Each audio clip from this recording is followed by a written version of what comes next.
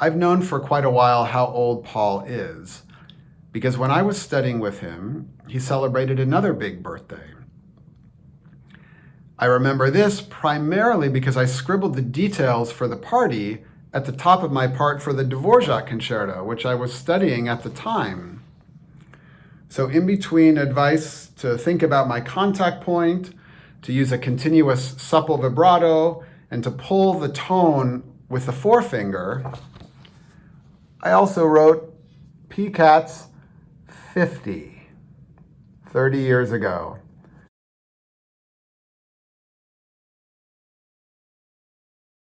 I met Paul in Graz, Austria, and we played a competition there, and he was one of the judges. And I remember when I was talking to him for the first time, it was during the winner's reception, and he was standing right next to the buffet. We had a wonderful conversation about the sea, because he was talking about his house by the sea. And that conversation segued into a conversation about yoga, of course. I first got to know Paul in 2002 at the string quartet competition. After the competition, Paul came to talk to us about music and French wines.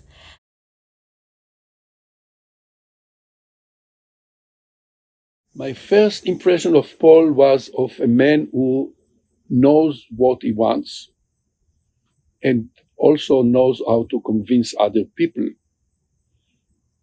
His beautiful voice helping.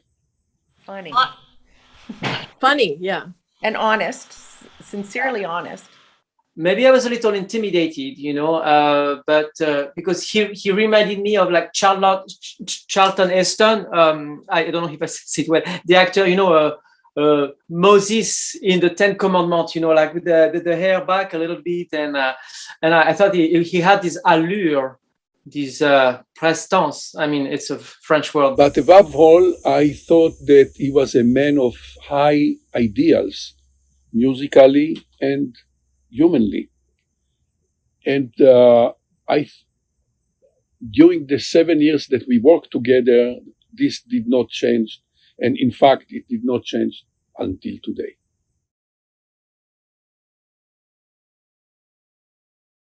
Paul attended USC to study with Piatigorsky and Gabor Raido on a euphonium scholarship.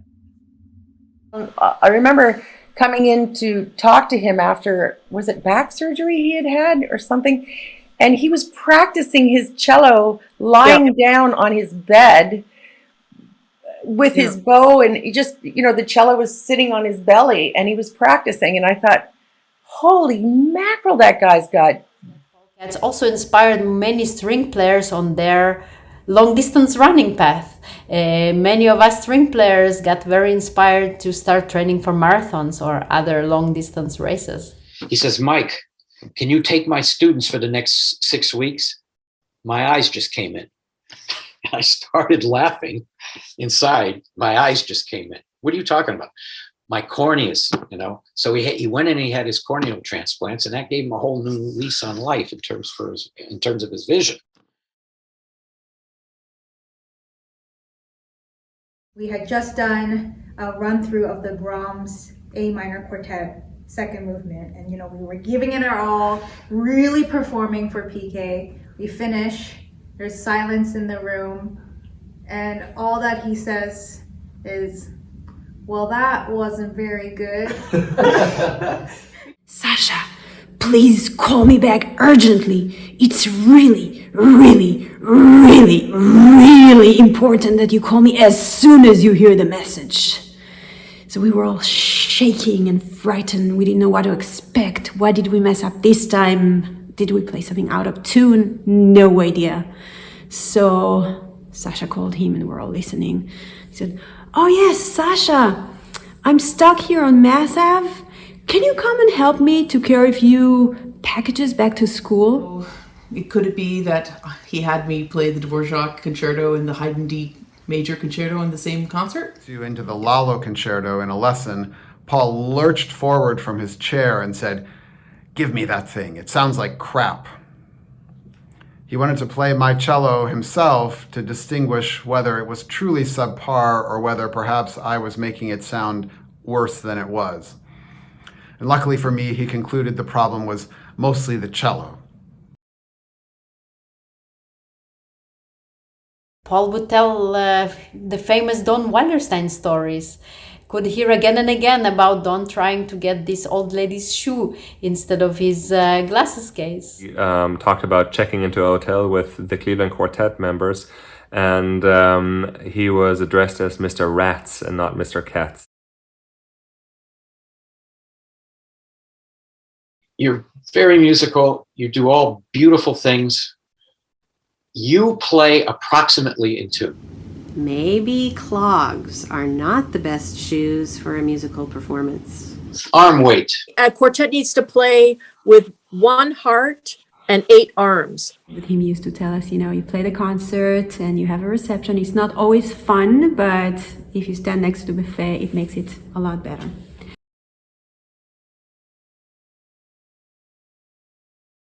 Some of my strongest memories of Paul at Eastman are hearing him play concerts with the Cleveland Quartet. I remember how he looked when he performed, animatedly interacting with his colleagues, but I remember even more his sound.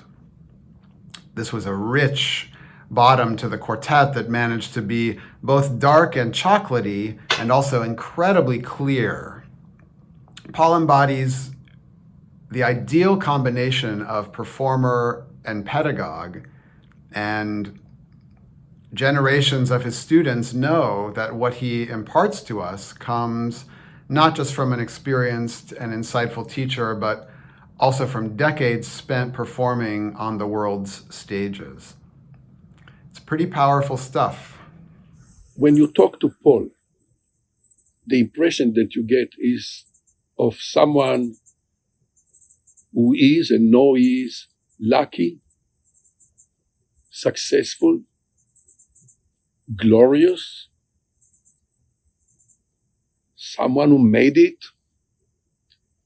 But what people don't know actually is that his life also included upsets, misfortunes,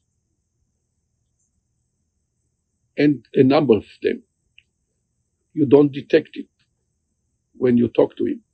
And I think it's not to display it at all is an heroic act. In fact, I think that Paul is a hero.